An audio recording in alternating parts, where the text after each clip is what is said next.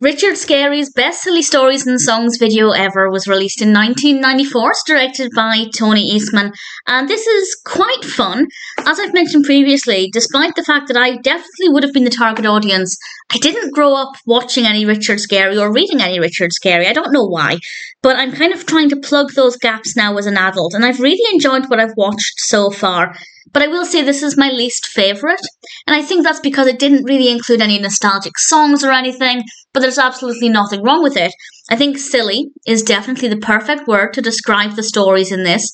We have, I think, 3 stories and 4 songs, and everything flows really well, everything's edited together really nicely. Even though I personally didn't care too much for most of the actual stories, and I'll talk about those in a moment, the animation is stunning. Visually, it is so delightful to watch, and it just surprises me that I never watched them growing up, because now I think the animation style is an absolute delight.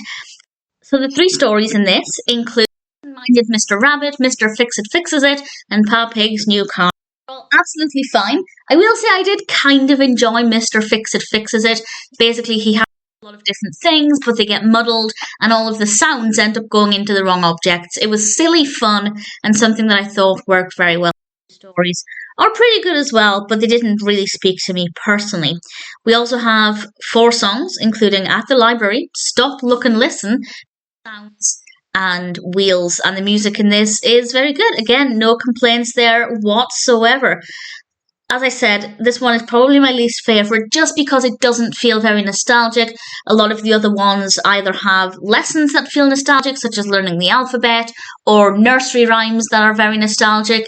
That's not really present here for me, so I didn't love it personally, but at the same time, I think it's brilliant for the target audience, and I imagine it's one that a lot of children would have had a lot of fun with.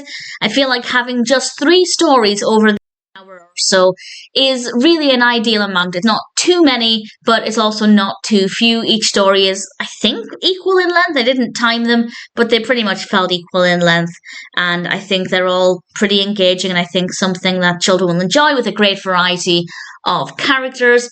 So, all things considered, Richard Scarry's Best Silly Stories and Songs video ever is actually pretty decent. It might not be a personal favourite for me, but I'm glad I've seen it.